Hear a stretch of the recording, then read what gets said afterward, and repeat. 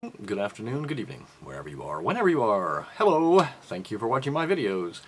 It's Mike, it's February 11th, 2009. Now before I get into my news from around the world, although primarily from England, I thought I would bring this little item up, which popped up today. Death for corrupt airport chief. Now basically, a Chinese court has sentenced the former boss of 30 airports, including Beijing's airport, to death for bribery and embezzlement, totaling around $15 million US. This is the solution. No, they wouldn't do it. Think they're going to fry Matt off? No, they're going to pay him off. He's going to go off and retreat somewhere. Yep. Financial Times today. Now, I'll show you the Times, although the linked article, sorry, the Financial Times, but the linked article is actually from the London Times, but it's all the same story. Front page, the Financial Times today. Woohoo! Okay, well, you obviously have all the TARP stuff. They're still debating that, and the market is not very happy about it, but anyway, we'll see where it goes today. However, the other one is the big story. Right here. Former HBOS chiefs accused over risk controls as bankers apologize. Yes, indeed. Basically, there's a chap out there, a whistleblower. Hey look, a whistleblower! Who was sacked and gagged. He's come forward now in front of the Banking Commission here. We're having a little committee meeting over here as well, looking into the state of banking and so forth. And of course the common blame is being placed on the bankers, and the bankers are saying, now hang on a second, we're not the only ones to be blamed. Now, the chap that's speaking up, Paul Moore, ex-head of Group Regulatory Risk at HBOS, Halifax Bank of Scotland. And one of his points, basically his points are that he pointed out the nonsense this was. And one of his funnier comments in his statement, which is also linked here if you want to read the statement. Let's start with the cause. Even non-bankers with no credit risk management expertise, if asked, and I have asked a few myself, would have known that there must have been a very high risk if you lend money to people who have no jobs, no provable income, and no assets. If you lend that money to buy an asset, which is worth the same or even less than the amount of the loan, and secure that loan on the value of that asset purchased, and then assume that asset will always rise in value, you must be pretty close to delusional. And they call us nutcases out here, eh? Look at what's going on in the banks. Now, this has triggered some reaction today. The deputy chair of the Financial Services Authority was basically on the receiving end of that. Sir James Crosby used to be part of the Halifax Bank of Scotland, and it is alleged he's the one that got Mr. Moore sacked. So anyway, the Financial Services Authority Deputy Chief has resigned today. His stated reason for the resignation: he said he was confident there was no substance in the allegations, but felt the right course of action was to resign from the FSA board. Now, one of the things I thought about there was, okay, who's actually in charge of the FSA? Yes, a multi-billionaire with an imposing Kensington manor, a country retreat, and an antique collection. Lord Turner of Eccleswell, I guess that is. Yes. He is an economist by trade. His very first job was working with British Petroleum, and as part of that he then started working with Chase Manhattan Bank while still at British Petroleum. Then he started working at McKinsey, management specialist. He brought Western-style management consultancy to Eastern Europe. He has an Irish wife, Oma, and he has 2 teenage children. However, I've linked a couple of profiles of him. He has the political wherewithal of a thumbtack. He has no idea what he's doing, essentially.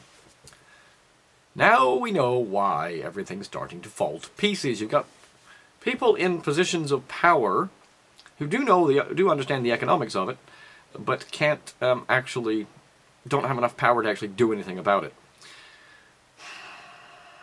Or perhaps they're just playing along. This, of course, is a real possibility. So there was a report yesterday in the papers over here about Nissan. Nissan shedding 20,000 jobs worldwide. Essentially, the blame is being placed on the strong yen. Nothing to do with the lack of demand. Never mind. General Motors has also announced some job cuts, 10,000 worldwide, including quite a few in the UK. And funnily enough, Bentley have also announced job cuts. Now this is quite shocking because you would figure that Bentley, a manufacturer of very expensive cars, would have no difficulty selling these things. There's rich people everywhere. Why are the rich people hanging on to their money? Or more importantly, why don't they actually have the cash? What is their money tied up in? Now, so yes, 220 jobs are going to be cut at Bentley. It's also cutting the pay of all staff by 10%. There's some odd things going on.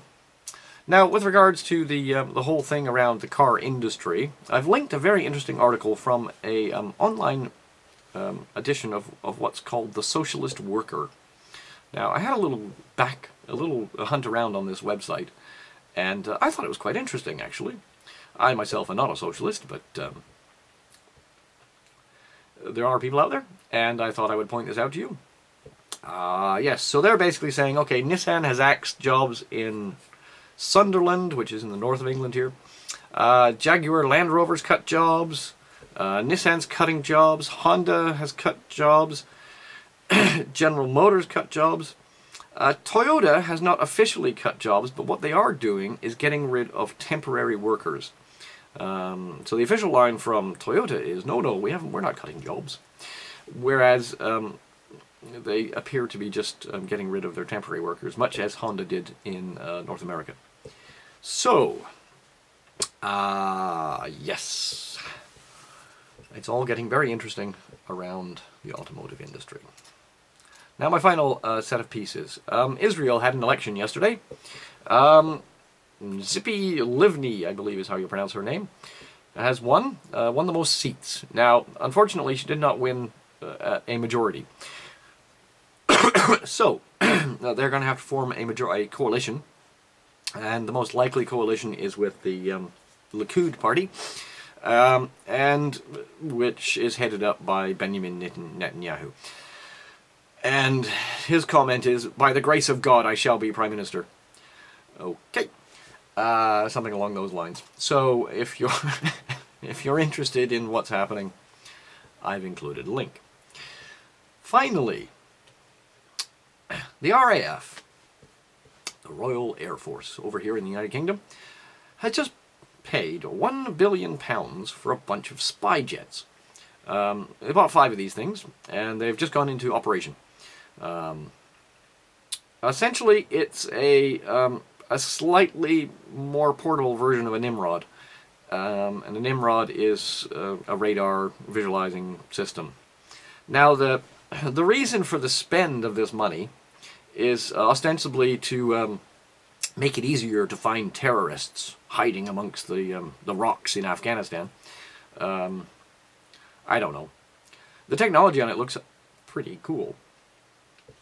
Anyway, so I've included a link there. That's basically my report for today. Of course, there are lots of other things that are still going on, and I am keeping my eye on things. Oh, there is one other thing I wanted to bring up, which was Adam Smith. Let's see if I can find it. No, I can't. I don't have it to hand. However, it is linked over there. Essentially, it's a funny little comment in there within this article on Adam Smith. Adam Smith was a writer. He lived 230, 250 years ago. And he came up with a book called The Wealth of Nations. Now, for anyone who has any inclination to read, this is a fantastic book to read. Now, there are times when he has said some very funny things. Smith has proposed, I mean, basically, Smith was one of the guys that proposed that everyone should be free. And I don't know if he actually proposed that everyone should have a vote, but anyway. He basically said everyone should be free because a free market, free of bondage and of political, economic, and regulatory oppression, free in choice of employment, and free to own and exchange the products of that labor. Little else is requisite to carry the state to the highest degree of opulence, he said, but peace, easy taxes, and a tolerable administration of justice. A very smart man. Okay, folks. Peace, love, understanding. Links are there. Check them. Bye.